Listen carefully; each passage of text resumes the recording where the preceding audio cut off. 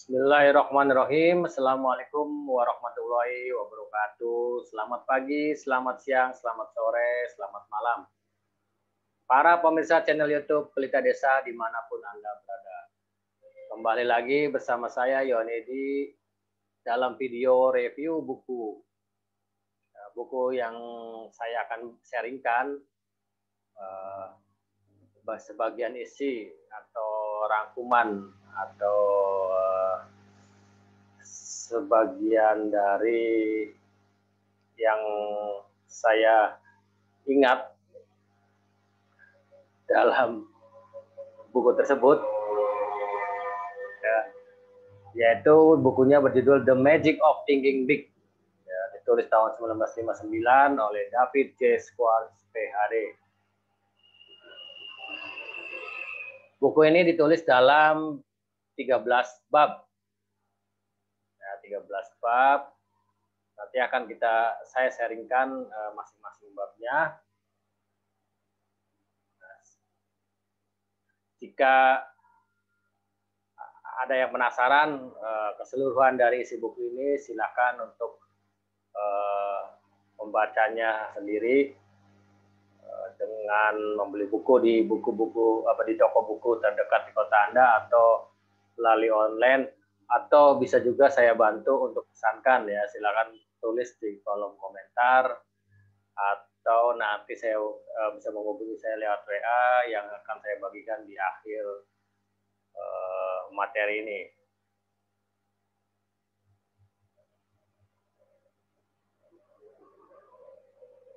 Bab pertama yaitu yakinlah Anda bisa sukses dan akan sukses. Yakinlah Anda bisa sukses dan akan sukses. Dari bab 1 yang di dalam buku itu yang bisa saya simpulkan atau saya sharingkan adalah pertama, kita harus punya pikiran. Kembali lagi ke dalam kita cara berpikir, kita harus punya berpikir sukses. Jika kita akan melakukan suatu pekerjaan atau kita mendapatkan suatu proyek atau kita akan melakukan presentasi terhadap prospek suatu bisnis kita atau produk kita, maka di dalam benak kita, di dalam pikiran kita bahwa kita akan meraih kesuksesan. Jadi bayangkan dalam pikiran kita, imajinasikan bahwa kita akan meraih kesuksesan. Yang kedua adalah secara teratur ingatkan diri sendiri atau disugesti diri sendiri, Anda lebih baik dari yang Anda kira. Ya, Anda lebih baik dari yang Anda kira. Kemudian yang ketiga adalah yakinlah besar. Jadi memiliki keyakinan yang sangat besar akan suatu kesuksesan. Next, di bab kedua, sembuhkan diri Anda dari penyakit kegagalan. Apa itu? Yaitu dalih. Jadi menurut sang penulis bahwa ada 4 bentuk penyakit yang sering atau penyakit dalih yang sering ada di dalam setiap orang. Pertama adalah saya sering sakit. Wah, saya tidak sanggup melakukan kegiatan ini karena kondisi kesehatan saya tidak memungkinkan. Saya sedang menderita penyakit ini, saya sedang terapi, saya sedang terkena serangan penyakit ini dan segala macamnya. Yang kedua adalah saya bukan, maksudnya ini bukan ya, bukan salah kurang N. Saya bukan orang pintar, jadi saya tidak cerdas. Saya bodoh, jadi itu adalah dalih yang kedua. Dalih yang ketiga, saya masih terlalu muda, saya terlalu tua. Jadi saya terlalu muda ini untuk melakukan kegiatan ini atau pekerjaan ini. Saya sudah terlalu tua ini untuk melakukan kegiatan ini. Saya tidak mungkin sukses karena usia saya sudah 60, 50 tahun untuk buka bisnis baru. Kemudian adalah nomor kelima adalah dalih yang keempat, saya selalu mendapatkan kesialan. Melakukan apapun saya selalu sial. Itu dalih-dalih yang sering ada di setiap orang. Next, bab ketiga adalah bangun kepercayaan diri dan hancurkan ketakutan Anda. Dilakukan 5 prosedur ini untuk membangun kepercayaan diri dan menghancurkan ketakutan Anda. Pertama adalah ambil tindakan. Ya. Jadi segeralah bertindak. Jadi tindakan ini akan menghilangkan rasa takut. Misalnya coba lihat orang-orang atau kita melakukan sesuatu yang menantang Anda, ya, menantang. Misalnya kita mau melakukan olahraga terjun payung misalnya. Kadang ketakutannya itu pertama di dalam pesawatnya itu, pada saat kita sudah loncat sudah hilang. Udah pokoknya mah ambil tindakan.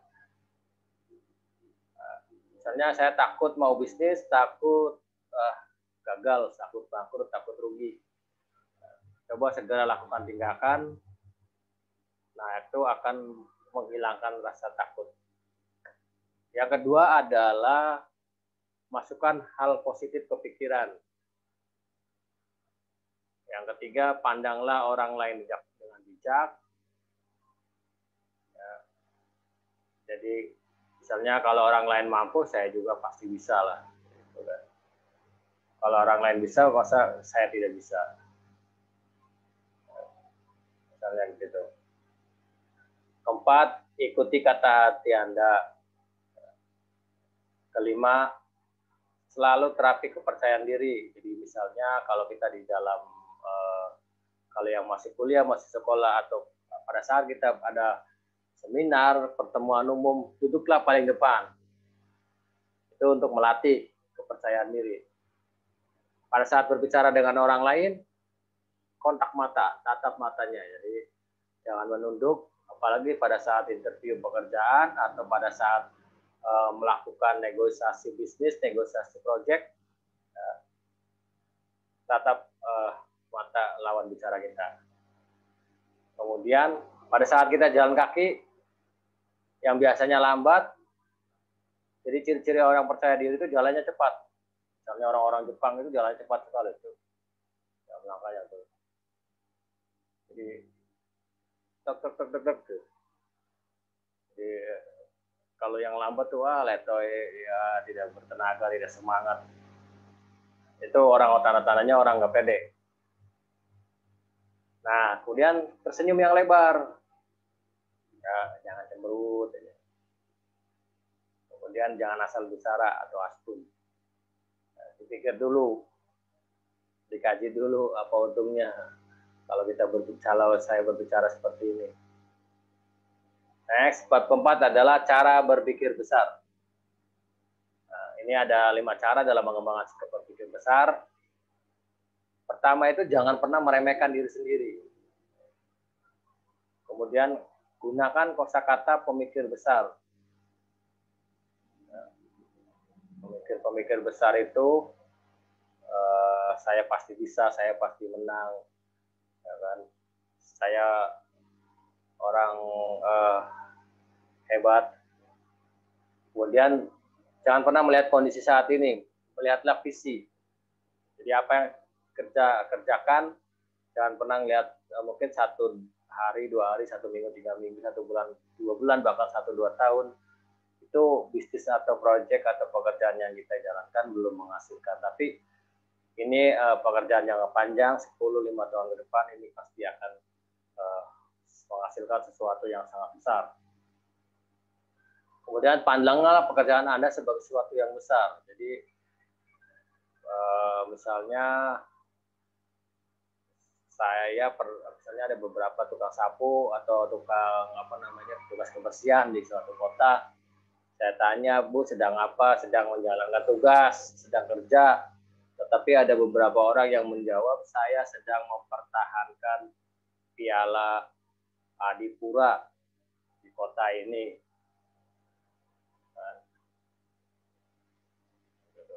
Kemudian fokus yang kelima adalah fokus pada tujuan besar, abaikan hal-hal sepele. Jadi hal-hal sepele yang tidak perlu, udah abaikan saja. Kita fokus pada tujuan besar kita.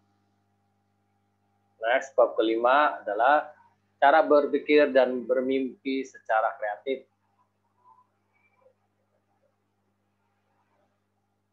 Cara memiliki sikap kreatif, yakin Anda mampu melakukannya.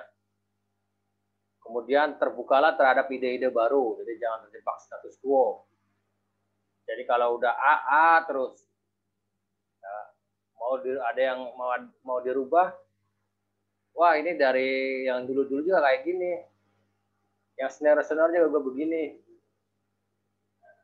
Kemudian yang ketiga, selalu tanyakan ke diri sendiri bagaimana saya bekerja lebih baik. Pokoknya setiap hari harus ada menghasilkan pekerjaan yang lebih baik dari kemarin.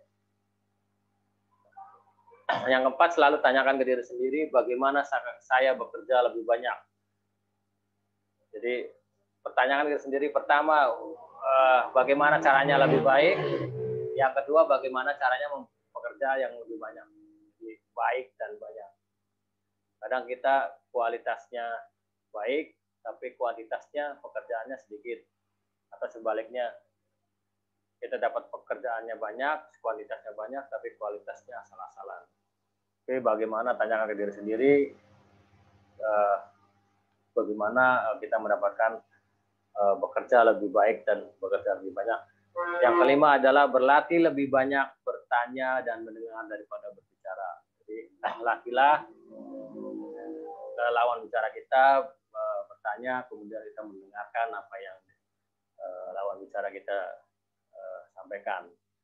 Kemudian berkumpullah dengan orang-orang yang mampu membantu Anda dari berbagai latar belakang. Jadi temukan mastermind atau kelompok-kelompok orang-orang positif dari berbagai latar belakang yang mampu membawa ke tujuan Anda. Ini dapat diperoleh dari misalnya dengan mengikuti berbagai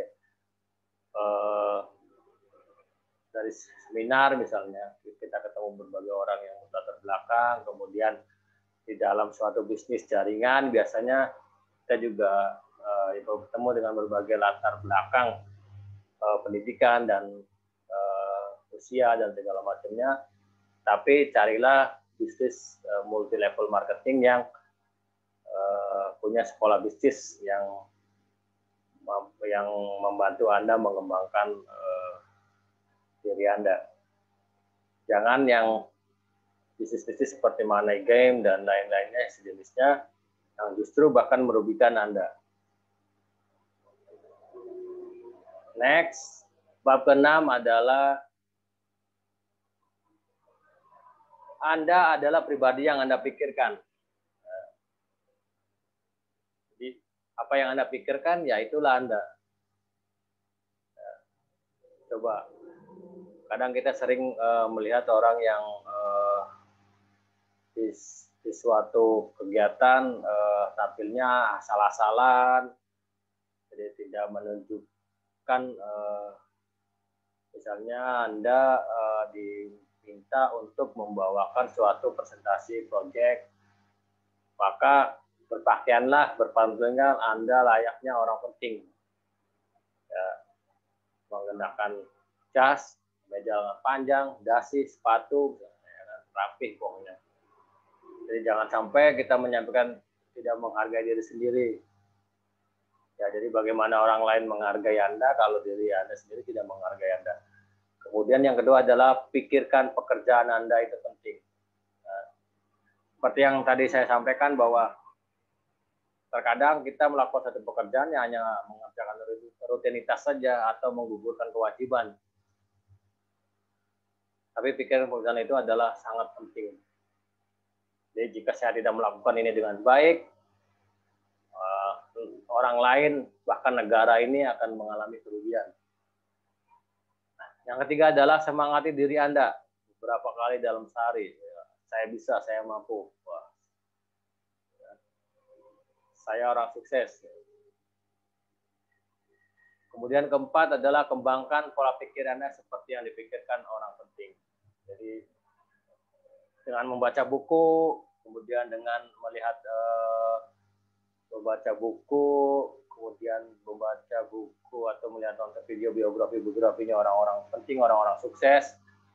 Kemudian atau kita dinonton di dalam televisi bagaimana seorang presiden berbicara, bagaimana seorang presiden menyampaikan pidatonya.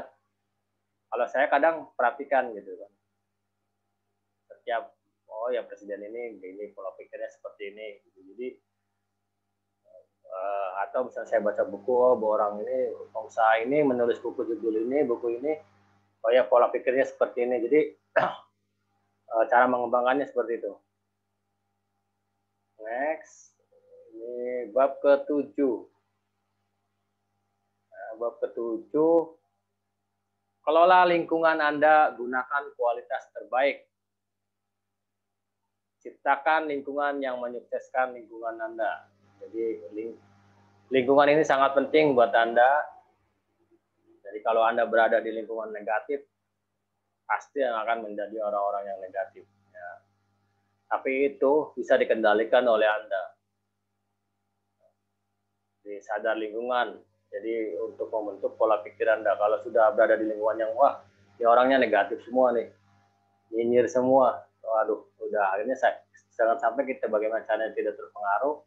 Ya udah kita keluar dari lingkungan itu. Ya, atau kita tetap di situ tapi kita kendalikan pikiran kita. Ya, buat lingkungan Anda bekerja bagi Anda. Jadi carilah lingkungan-lingkungan yang positif sehingga Anda tidak capek untuk menghandle pikiran negatif yang masuk. Jadi kalau lingkungannya sudah positif semua, apapun yang masuk ke sini adalah hal yang positif. Jadi kalau lingkungannya negatif, kita akan terus capek dengan menghandle berbagai pikiran negatif, lama-lama lelah, dan akhirnya tertular juga. Kemudian jangan biarkan orang-orang licik menghambat Anda. Kemudian mintalah nasihat pada orang sukses. Dapatkan penyegaran psikologis. Jadi bergaulah dengan orang-orang baru, berkenalan pada saat di dalam transportasi umum, di dalam lift, di dalam dimanapun kita bertemu dengan orang baru, coba kita ajak berkenalan. Kemudian buang jauh-jauh racun pikiran Anda, seperti gosip, apa yang sekarang sedang tren istilahnya gibah, dan lain-lain. Kemudian 7, lakukan apapun dengan kualitas terbaik. Jadi tidak usah pikirkan seberapa besar bayarannya, berapa banyak uang yang akan didapat, lakukanlah yang terbaik. Jadi kalau saya dibayar melakukan sesuatu harga 1 juta, lakukanlah pekerjaan itu 2 juta.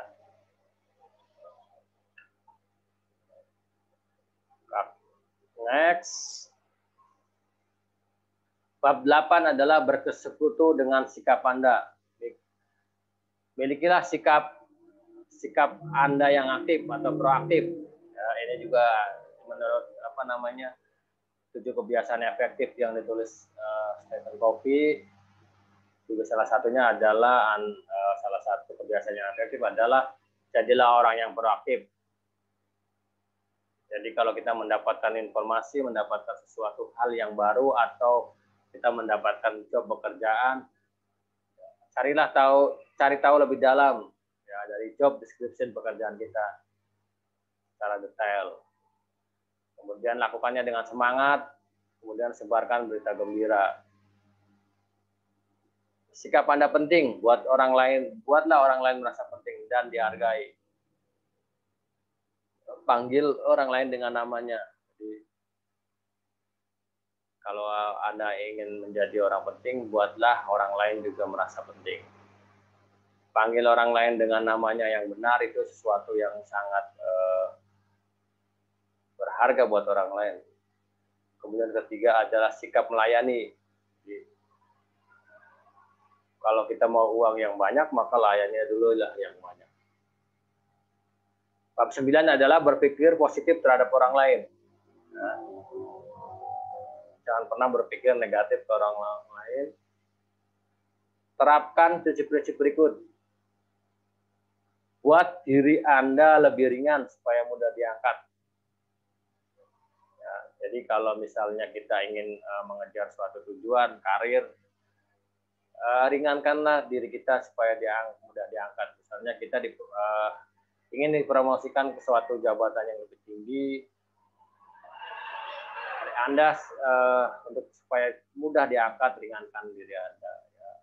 Pekerjaan baik, track record baik, sehingga mudah untuk diangkat. Atau jika Anda pebisnis, track record bisnis Anda sangat baik, sehingga orang memberikan suatu proyek itu tinggal tunjuk aja ke Anda. Kemudian yang kedua adalah ambil inisiatif dalam membangun persahabatan. Jadi kalau ketemu orang baru, kita inisiatif, kenalan, mengulurkan tangan lebih dulu, menyebutkan nama lebih dulu, gitu. Kenalan lebih dulu. Atau di dunia sosmed itu, kita atau di Facebook misalnya kita, ini ada teman kenal nih tapi belum terhubung atau belum masuk dalam daftar temenan kita, coba kita undang lebih dulu. Terimalah perbedaan dan keterbatasan manusia. Jadi kalau kita berkomunikasi dengan orang lain atau bekerja sama dengan orang lain itu sangat berbeda dengan kita. Yang namanya orang itu, manusia itu unik. Jadi jangan, kalau kita begini, orang lain juga harus begini. Jadi, dan manusia pun juga memiliki keterbatasan. Pahamilah keterbatasan manusia. Kemudian simak saluran positif Anda. Nah, jadi biasanya pikiran-pikiran yang positif ini atau ide-ide bagus ini coba disimak. Kemudian tampung percakapan orang lain, jadilah pendengar yang baik. Yang keenam, lakukan kebaikan sepanjang waktu, kapanpun, dimanapun, dan kepada siapapun. Misalnya kita mau menyumbang, jangan dia pernah begini ke saya, jangan dia bagus. Pokoknya kalau kita mau nyumbang ya sumbang aja, bantu aja. Gitu. Ketujuh adalah jangan menyalahkan orang lain atas kegagalan Anda. Saya seperti ini gara-gara dia nih, saya seperti ini gara-gara. Ya. Hilangkan sikap seperti itu. Bab ke-10, raih kebiasaan bertindak. Nah, ini lagi-lagi bertindak, action. Tumbuhkan kebiasaan bertindak. Jadilah seorang aktivasionis. Jadi, jadilah sebagai pelaku, bukan peragu. Jangan melakukan sesuatu itu menunggu sampai sempurna. Nanti saya melakukan ini kalau sudah begini. Nanti saya mau ini kalau jalannya sudah bagus. Saya mau buka bisnis kalau sudah ada modal. Saya mau buka usaha kalau jalannya sudah banyak dilewati orang. Kemudian ide itu tidak akan menjadi apa-apa tanpa ada tindakan. Jadi ide hanya tinggal ide, hanya ada berada di isi kepala, kalau tanpa kita pernah melakukan tindakan atas ide tersebut. Bertindaklah untuk menaklukkan ketakutan dan meraih kepercayaan diri. Nah, sudah dibahas di dalam bab sebelumnya. Starter mesin mental Anda secara otomatis, jangan diberi semangat terus oleh orang lain, maksudnya. Jadi kita semangat kalau ada yang menyemangatin, jadi kalau nggak ada loyo lagi. Jadi jangan seperti itu, tetap mesin itu starter di dalam mental kita itu tetap semangat secara otomatis. Jangan pernah berucap saya lakukan besok, lusa, nanti. Ucapkanlah saya mulai saat ini juga. Jangan pernah menunda. Kemudian 7 adalah jangan menyia-nyiakan waktu, ambil tindakan segera.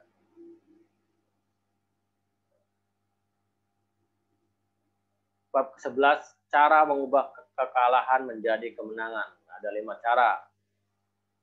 Jadi versi penulis ini ada 5 cara. Jadi sebuah kekalahan menjadi kemenangan. Jadi saat Anda mengalami kegagalan, evaluasi lah. Ini sebabnya apa? Ya, kegagalan ini. Kemudian koreksi atau introspeksi diri. Jadi bertanya ke dalam diri sendiri, ini kenapa saya bisa seperti ini, gagal. Jadi, kemudian jangan menyalahkan kesialan. Wah, ini hari sial nih, tanggal 13 nih, hari Selasa nih, hari Sabtu nih. Cari tahulah kesalahan Anda. Kemudian padukan kegigihan dengan eksperimen. Jadi kita ngotot gigih dalam melakukan sesuatu dengan cara misalnya cara A. Udah tahu cara A ini gagal, diulangi lagi gigih cara A, gagal lagi. Cobalah ubah caranya, tapi jangan ubah tujuannya. Kemudian 5, setiap situasi memiliki sisi baik. Fokus sisi baiknya, abaikan sisi buruknya. Sikapilah kondisi seperti pandemi ini, kita ambil hikmahnya, ambil sisi positifnya. Jadi setiap manusia pun juga pasti ada sisi buruknya dan ada sisi baiknya. Fokuslah terhadap sisi baiknya. Sebaik-baiknya orang pasti ada buruknya. Seburuk-buruknya orang pasti ada kebaikannya. Bab ke-12, gunakan tujuan membantu Anda bertumbuh. Bertekadlah menuju arah tujuan Anda. Kemudian susunlah rencana hingga 10 tahun ke depan. 10 tahun ke depan, rencana hidup kita apa nih? Jadi, kalau saya rencana 10 tahun ke depan ini sudah saya tuangkan ke dalam buku Impian, Dream Book. Kemudian ikuti kata hati Anda, izinkan tujuan Anda membantu Anda secara otomatis. Jadi, kemudian raih tujuan Anda selangkah demi selangkah. Jadi kita nggak mungkin misalnya berangkat ke Jakarta, dari Cirebon ke Jakarta, sekurang lebih sekian 200 km, sedangkan lampu mobil kita hanya bisa menerangi 50 meter ke depan. 50 meter demi 50 meter sampailah ke 200 km. Tetapkan tujuan selama 30 hari. Jadi 10 tahun rencana ke depan itu diperkecil. 30 hari ini melakukan apa, 30 hari ini harus dapat apa, melakukan ini. 30 hari lagi harus seperti apa hasilnya. Jika Anda mentok, ambillah dengan segera, dengan sigap, jalan memutar. Tapi tetap tujuannya, tujuan hidup Anda.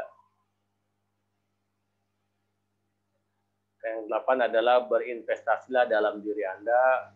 Jadi investasi dalam diri Anda atau investasi sebutnya investasi leher ke atas. Ya, misalnya ikut training, pelatihan, seminar pengembangan diri, seminar bisnis, seminar keahlian, kemudian membaca buku,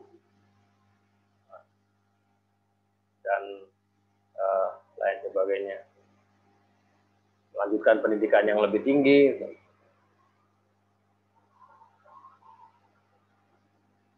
Bab 13, bab yang terakhir, cara berpikir seperti pemimpin. Milikilah cara berpikir kita seperti para pemimpin-pemimpin. Jadi seperti pemimpin itu misalnya bertukar pikiran dengan orang lain yang ingin Anda pengaruhi. Jadi misalnya kita mau meluncurkan produk, kita melakukan survei dulu terhadap calon-calon konsumen kita, produk ini kira-kira laku tidak. Disurvei dulu. Survei dulu itu sama dengan bertukar pikiran. Jadi kita mendapatkan feedback. Kalau kita seorang pemimpin itu biasanya kalau mempunyai suatu program, dia akan mensosialisasikannya terlebih dahulu untuk mendapatkan feedback, masukan. Kemudian terapkan aturan manusiawi ketika berhadapan dengan orang lain. Kemudian, jadi milikilah sikap,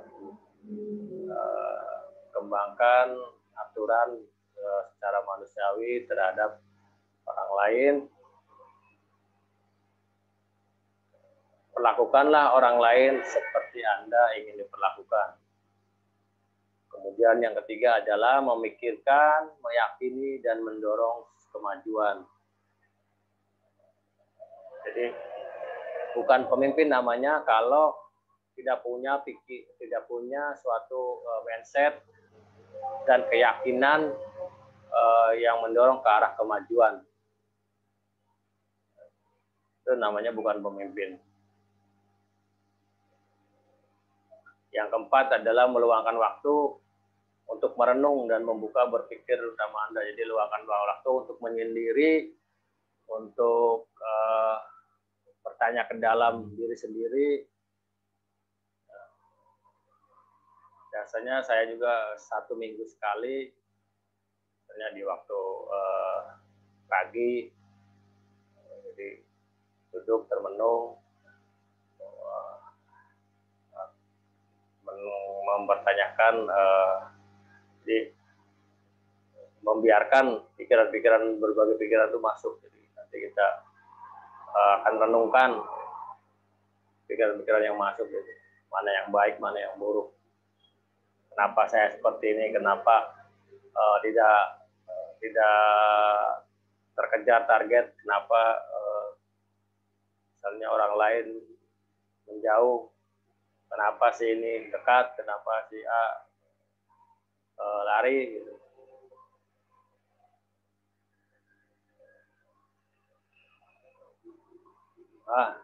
Ini sudah terakhir, sudah habis. Terima kasih, itulah yang bisa saya sharingkan. Semoga bermanfaat, dan bila mana ada kata atau kalimat yang salah dan tidak atau yang bisa dipahami, mohon maaf yang sebesar-besarnya. Jadi tidak ada maksud apa-apa, hanya sekedar bertujuan ingin berbagi sharing dari sebuah buku yang saya baca. Sekali lagi semoga bermanfaat dan mohon maaf jika ada kesalahannya. Jadi sekali lagi jika ingin dibantu untuk membeli buku ini bisa hubungi lewat email atau WA. Terima kasih. Assalamualaikum warahmatullahi wabarakatuh.